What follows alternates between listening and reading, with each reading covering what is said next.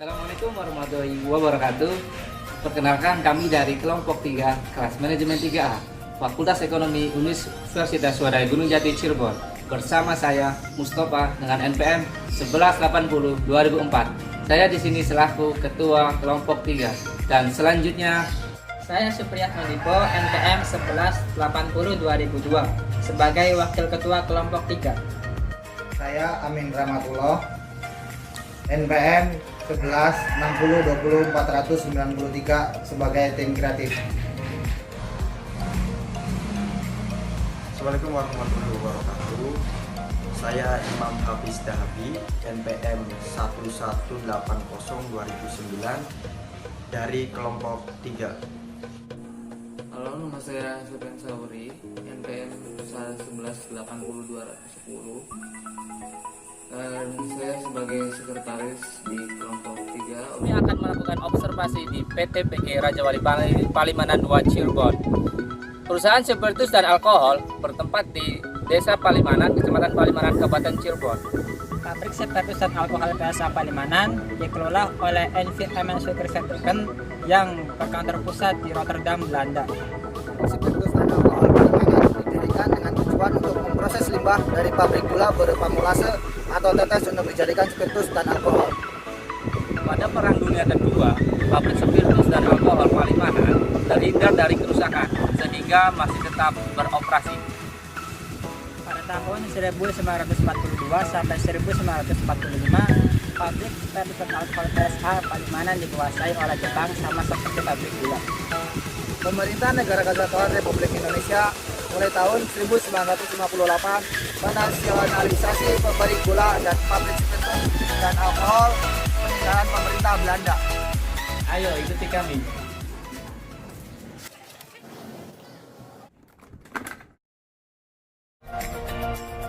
Warahmatullahi wabarakatuh. Perkenalkan, kami dari mahasiswa Unsur Kati.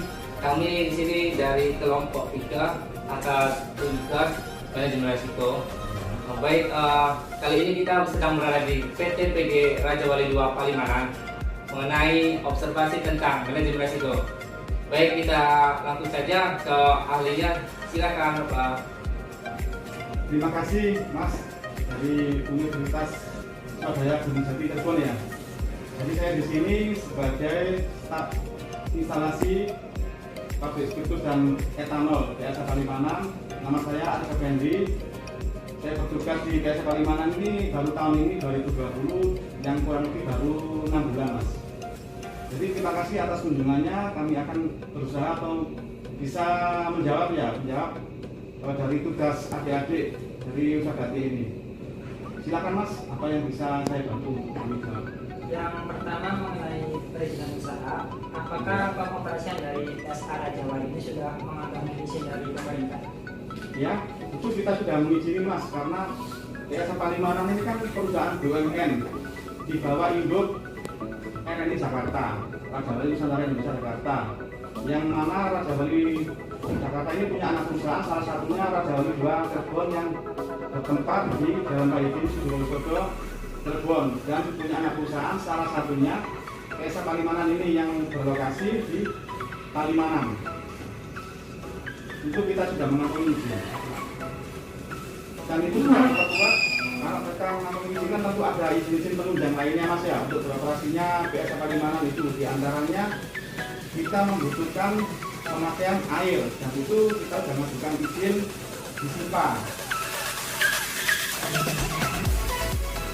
Juga kita juga sudah mengantongi izin di PSDA, yaitu pengelolaan sumber daya air. Terus kita juga mengantongi izin dari Balai Besar Wilayah Sungai atau BWS wilayah Cirebon untuk pengoperasian PSA Palimanan. Baik, selanjutnya mengenai tentang pemasaran, pastinya ada resiko di antaranya kayak kendala izin edar, itu bagaimana Bapak? Silakan. Ya. Untuk izin edar, alhamdulillah Mas, kita sudah terrealisasi. Kita mengajukan sekitar awal tahun 2020 dan sekarang kita sudah mengantongi izin edar dari Kementerian Kesehatan, Kemenkes ya, untuk produk alkohol baik yang 70% maupun 70% dan 90%, dan juga mengantongi izin edar untuk hand sanitizer. Hand sanitizer kita punya 3 merek, yaitu PS Arab, terus Nusi, dan juga Yanqua. Kita punya 3 merek mas, dengan kualitas yang sama ya, karena kita komposisinya juga sama dari masing-masing merek tadi. Hanya saja pemasarannya ada yang melalui Raja Wali Nusindo yang juga anak perusahaan dari Raja Wali Nusantara Indonesia. Ada juga yang kita masarkannya itu secara langsung ke konsumen. Kalau kita bagi ada 2 merek, yang ke Raja Wali Nusindo ini sementara Yanqua mereknya. Kalau yang ke konsumen langsung itu PS Arab. Nusi juga, Nusi masih Raja Wali Nusindo ya. Kalau Nusi masih Raja Wali Nusindo pemasarannya. Dari hasil pemasaran kita masih terkendala keterbatasan tenaga pemasaran, karena kita tidak ada tenaga tersendiri yang khusus di bidang pemasaran, yang itu nanti juga akan kita rekrut secepat mungkin. Insya Allah bulan Januari itu sudah ada tenaga khusus yang di bidang pemasaran mas. Seperti itu upaya kita. Mengenai kendala produksi, sejauh ini apa saja kendala di PSN? Kalau kendala produksi mas ya, kita kan produksi itu ada bahan baku sama limbah. Mungkin itu ya pertanyaannya ya.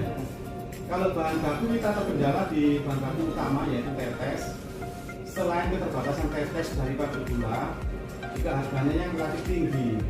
Karena pabrik gula yang ada di lingkungan dari 2 ini sekarang hanya tinggal 2 mas, yaitu pabrik gula dari Kudu di Majalengka dan juga pabrik gula Kesana Baru di Babakan Cirebon. Itu kita mengalami penurunan jatah mas, atau kuota tetes dari kedua pabrik gula tersebut, dan juga justru kebalikannya kita mengalami penurunan kuota, tapi di satu sisi kita mengalami kenaikan harga. Yang tahun kemarin 2019 itu ada di kisaran 1.600 per kilo tetes, tahun 2020 ini 2.200 per kilo tetes. Jadi ada kenaikan kurang lebih Rp600 per kilonya. Itu yang jadi kendala kami dalam penyediaan bahan baku. Terus kalau dalam hal limbah, itu hanya awalnya aja kita ada kendala, karena masyarakat itu mungkin belum begitu paham limbah kita itu mengandung bahan apa aja. Yang mereka paham itu pokoknya berbau, tidak enak, itu berarti limbah berbahaya, itu kan ya. Tapi setelah kita ngasih analisa, ternyata limbah tersebut itu bagus bagi tanaman warga sekitar, mau padi mau palawija itu bagus, karena peneliti limbah kita itu mengandung unsur pupuk NPK dan urea. Dan itu terbukti setelah diaplikasikan ke tanaman masyarakat justru bisa menghemat dan bisa menyuburkan tanaman mereka. Hemat dalam hal pembelian pupuk urea bagi masyarakat sampai dengan penghematan 2/3 dari kebutuhan total pupuk. Jadi artinya kalau mereka selama ini kebanyakannya beli 1 kilo pupuk, sekarang itu hanya beli sepertiganya saja sudah cukup. Seperti itu. Proses produksi, apakah kesalahan itu tidak sesuai untuk menciptakan harga yang bersaing di pasar? Untuk KPP kita masih tinggi mas, untuk produksi apel itu masih di atas 10.000, yaitu disebabkan oleh tadi itu ya, dari bahan baku utama tetes yang harganya relatif tinggi, dan juga biaya itu mas, biaya spare part dan suku cadang yang juga tiap tahunnya mengalami kenaikan dalam pabrik. Bukan harganya kan tiap tahun juga ada kenaikan. Dari itu terus upaya kita untuk menekan HPP di bawah 10.000 itu ya yang paling realistis ya, kita menekan biaya atau pembelian dari tetes itu sendiri, karena kita masih sama-sama di bawah lingkungan dari Cirebon. Ya mudah-mudahan harga itu bisa ditekan lah, jangan lebih dari 2.000 supaya HPP di bawah 10.000 itu bisa tercapai. Nah, itu mas. Kalau sekarang udah 2.200, kita udah di atas 10.000, gimana kalau nantinya justru harga tetes itu lebih tinggi dari 2.200, tentu juga akan lebih jauh lagi di atas 10.000. dan upaya kita untuk mencari alternatif bahan baku yang lainnya masih kita pikirkan. Salah satunya yaitu menggunakan bahan baku tanaman sorghum yang juga mengandung gula di dalamnya sebagaimana tetes kan. Hanya saja untuk analisa awal kemarin dengan kita menggunakan sorghum itu juga oleh harga bahan dasar yang berlipat-lipat sampai 5 kali lipat lebih dari harga tetes itu sendiri. Karena hitungan kami kemarin untuk dapat 1 kg nira sorghum itu minimal 13.000 per kilonya dibandingkan dengan tetes yang hanya 2.200. Jadi kemungkinan upaya untuk mencari bahan baku lain pun sepertinya nggak akan kita manfaatkan. Kalau itu justru malah jadi menaikkan HPP dan menjadikan produk kita sulit bersaing di pasaran, kan gitu Mas. Terkait human error itu sendiri, apakah di sini sering terjadi seperti kerusakan mesin dan sebagainya? Itu pasti Mas, namanya human error ya. Pasti ada halangannya gitu kan. Walaupun itu tetap harus kita tekan karena kan human error berarti kan salah satunya faktor kedisiplinan dari para operator, kedisiplinan dari bagian kontrol sendiri. Nah, itu ada beberapa kemarin akibat human error itu terjadi kerusakan alat seperti kondensor, itu terjadi kurang lebih malah memberhentikan proses suling sekitar tidak lebih dari 4 jam. Itu kan penyebabnya karena pada saat pabrik masa maintenance itu kita kurang teliti dalam menganalisa atau mengantisipasi dari umur pipa di dalam kondensor itu sendiri. Memang secara fisik nggak akan kelihatan dari luar kalau pipa itu keropos, cuman itu kan diketahuinya pas proses produksi sudah berjalan setengah perjalanan baru terjadi pengeroposan dan ada kebocoran. Itu artinya pipa itu walaupun tidak kelihatan secara fisik bocor, tapi dengan kita melihat umur pakai itu ya harus kita ganti mestinya. Itu berarti human error, kita tidak teliti dalam melihat data dari pipa itu umurnya sudah lama atau masih baru. Kalau sudah lama sampai mungkin 3 kali masa suling ya waktunya diganti ya kita ganti walaupun secara fisik tidak bocor. Harusnya seperti itu. Terus dari human error ke proses produksi sendiri ya masih cukup sering terjadi. Produk yang dihasilkan itu tidak sesuai yang diharapkan kadarnya, karena kadar kita dalam tiap jamnya untuk menghasilkan produk alkohol itu kan diharapkan stabil di angka 95%. Nah gitu Mas, itu dinyatakan itu produk alkohol prima itu ya yang bagusnya gitu. Kalau di bawah 95% kita anggap produk itu rusak kadarnya. Jadi untuk jam itu pada saat kadar di bawah 95 atau misalnya 94 itu otomatis produk itu tidak prima dan itu merugikan dari perusahaan karena harganya itu beda. Nah untuk menjadikan prima lagi dari 94 misalnya ya menjadi 95 lagi itu kan butuh waktu. Dengan sendirinya dengan butuh waktu ada losses yang harusnya di jam itu ada produk bagus sementara produknya sudah dulu baru nanti jam itu kan baru bagus. Nah itu salah satu error yang menyebabkan losses dari suatu produk yang nanti akhirnya menambah kerugian pendapatan bagi perusahaan. Ya, untuk strategi perusahaan itu sendiri gimana Pak dalam mengatasi kerugian yang terjadi saat ini? Strateginya Mas, salah satunya yaitu tadi Mas kita berupaya kalau secara keseluruhan itu semuanya berawal dari bahan baku. Dari bahan baku kita pengen lah mudah-mudahan Raja Wali 2 Cirebon itu punya kebijaksanaan karena kita masih satu perusahaan. Tolonglah kita diberi harga yang bersahabat gitu kan. Walaupun saya tahu di luar itu tetes itu harganya 3.000. Kita memang juga terima kasih kemarin kita dikasih harga tidak sesuai dengan harga di pasar luar ya, dari ke atas kita hanya dikasih harga 2.200. Tapi itu ternyata saya hitungan untuk malah mengakibatkan HPP di atas 10.000. Itu kan kita ya tentu tidak akan mendapatkan profit kalau seperti itu kan gitu Mas. Ternyata nilai jualnya lebih rendah daripada HPP itu sendiri ya. Terus itu strateginya ya salah satunya itu kita sekarang tidak hanya mengandalkan produk baru kan tadi dengan HPP 10.000 ya Mas, kita jual itu di bawahnya 10.000 kita kan rugi.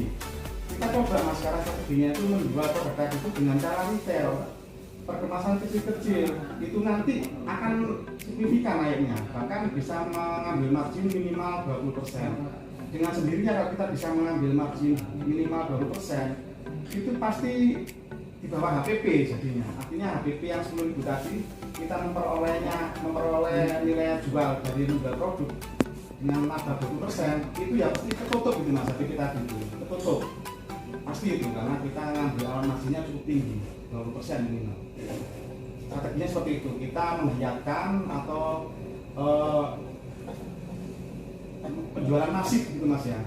Kita penjualan masif di retail, dan itu tidak hanya satu produk. Kita sudah selain hand sanitizer juga ada alkohol itu sendiri pun kita ecer kecil-kecil, itu juga dengan sendirinya mendongkrak penjualan dari sisi marginnya.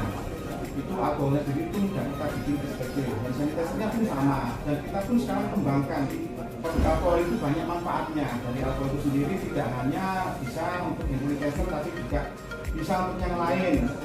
Salah satunya itu bikin hand soap juga bisa, dan itu kita lakukan, hanya saja belum ada izin edarnya, masih kita proses. Terus bikin minyak gosok juga sudah ada kita mas, ini tinggal menunggu izin edarnya. Dan juga produk-produk lainnya kita masih terus berkembang ini, berinovasi ya, supaya nanti masyarakat itu mengenal banyak produk dari PSA Palimanan, tidak terbatas alkohol, tapi banyak produk-produk lainnya justru lebih banyak penggunaannya di masyarakat, sehingga lebih cepat untuk kita mengeluarkan hasil produk dari PSA, tidak terlalu lama untuk di gudang mas, supaya perputaran untuk kelangsungan PSA sulit berikutnya itu bisa terlaksana dengan lancar, tidak terdapat produk yang nimbul.